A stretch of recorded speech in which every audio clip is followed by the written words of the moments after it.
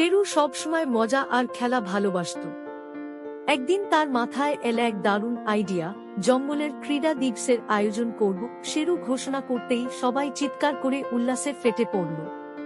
ক্রীড়া দিবসের সকালে শেরু একটি বাঁশি আর মাথায় কোচ শেরু লেখা টুপি পরে হাজির হল।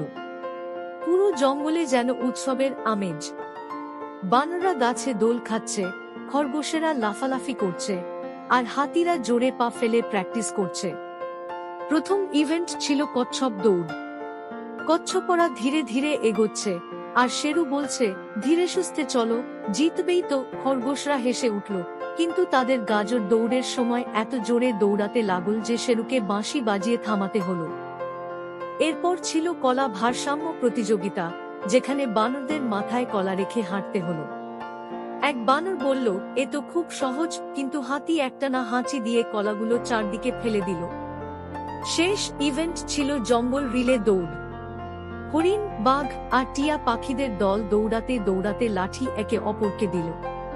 ঠিক শেরু যখন বিজয়ী ঘোষণা করতে যাবে, তখন লাঠি পড়ে গেল কাদার মধ্যে।